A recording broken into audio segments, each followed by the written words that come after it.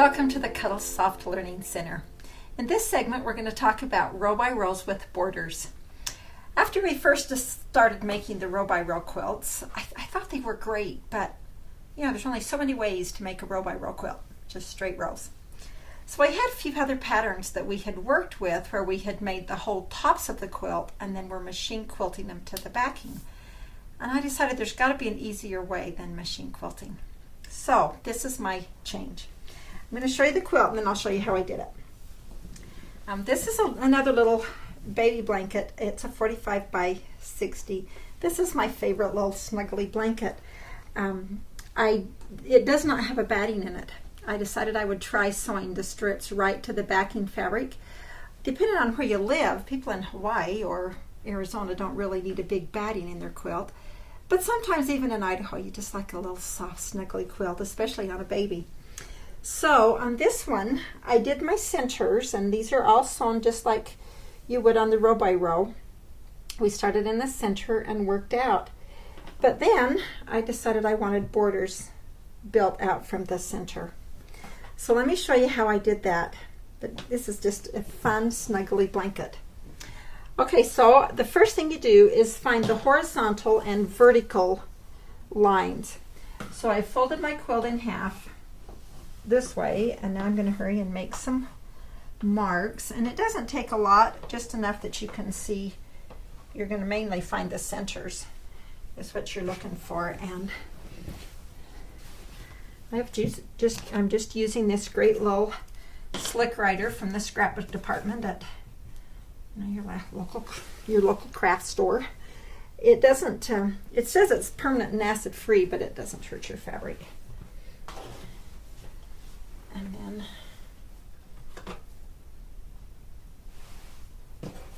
so fold it the other way.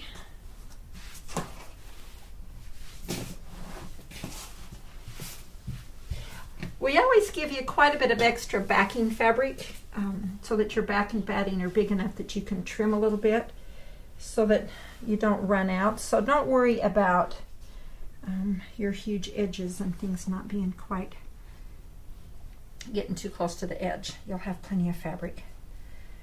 Okay, so now you can see we've marked both ways. Now because I'm going to run my strips this way, I need to know where to start and stop. And so these strips that I'm using are 20 inches. And so I take my ruler and I'm going to come out here and I'm going to find, there's my 10 inch and here's my center. And so I'm going to make a mark here, and then I'm going to come out here and make another one at 20 inches. So here's 20 inches. Now I'm going to do this all along here. So there's my 10 inches, my 10 inches. So I'm going to come back here and make another one here and another one here, so that I've got them, so I can kind of tell where I'm at. So, and then this center is about 30 inches. So I want to make my lines out here. Maybe I better make a line down here first, so that I know a little better where I'm at. Because you do want to use, you'll need these lines. These lines are where you're going to place your borders.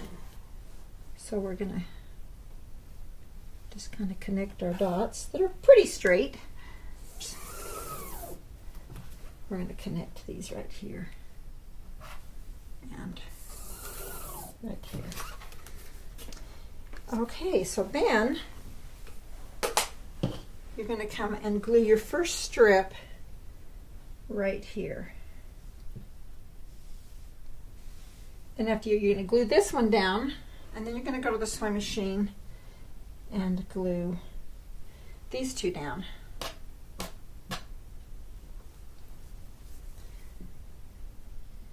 And well, let's see, first you're going to glue this one down, then you're going to sew these on it, and then you're going to go back and glue them, and then you're going to keep adding these until we've got 4 strips in the center. And then we're going to sew another strip right here on the end on both ends. So this outside one, this right on this one, is going to be your border strip, as you can see right here. So okay, so we're going to sew those up.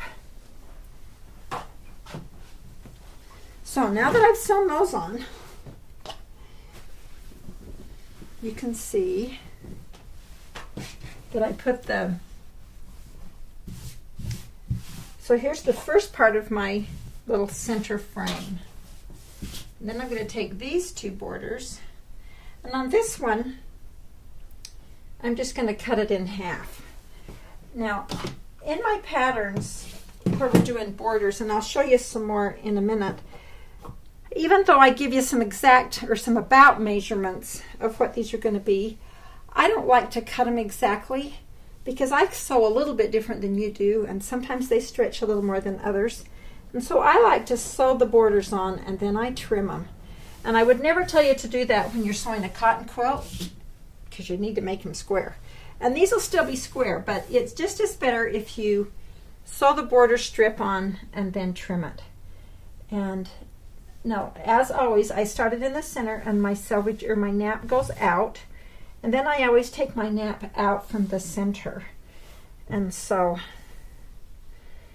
now, in order to get my line really straight here, I go back to my ruler and I lay it on top. Now you can see that some of my strips have stretched a little more than others. Some are exactly still on the line. One thing I like to do too, and I want you to notice that when you go to sew your strips, when you put the second strip on top and get ready to sew, so it's when it's pulled back like this and you're ready to sew your strip, place your strip just a hair over the bottom strip, just maybe even a couple of hairs, so that your stitch starts to, so it locks the strip in just on the other side. Because sometimes your sewing machine will push them, and so then, well, right here you can see there's a little gap there where I let it push under. So I like to always be really careful that I start at just a little hair on the other side of the other strip. Okay, so then we're gonna straighten up our line. Now this line right here is kind of my start and stop line. So I'm going to make a little line right through here, and then when I go to place my border on, and that is, if that black line offends you, don't hesitate to use chalk or something else. So then I lay my border line, or my strip, right against the black line. So where I've, along here, that's kind of in my start and stop section, that's all underneath this seam allowance. And then after I've sewn this seam, I'm going to come back with my scissors and I'll trim this off because it's kind of bulky. And you can even unpick a few of those stitches that have come past your line. And as you're sewing these on, these center strips, kind of pay attention to this line and actually stop your stitching on the line. And then you can come back and just trim off these little edges. So then you're going to sew these edges on, and you're going to sew these on, and then here's your first frame that's all sewn. And then, so say you're going to sew it like that, and then you're going to trim and trim, and then you're going to come back and just build your frame. The rest of your quilt is like this. So then I would sew this strip on, and then on this one particularly, because this is only 26 inches, you can bring this one on, cut it off, bring the other half of your strip down, and cut it off.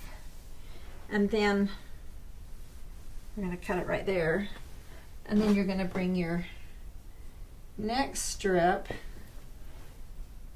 the same way. I'm going to start down here. So I like to do the top and the bottom and then the sides. So you can see that we've sewn on, you can see how we've built it. So we did the top and the bottom, then the sides, and then the top and the bottom, and then the sides, and then the top and the bottom. Well, that one I did the sides and then the top and the bottom. Do it however you want. Anyway, You can see how fun it is to keep creating different borders and directions. And all you have to do is just create your center seam, both diagonal and horizontal, and then build out from that. I have a couple of other cute quilts I want to show you that I have done based on that same concept. See, all we need to do is draw a center line and then a horizontal line, and then put your first strip, and then add, then sides, and then top and bottom, and then sides, and then top and bottom. So you can create a great one.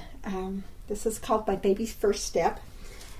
This is kind of a fun one too that is done on the same concept, but just a little different rows. So use your imagination.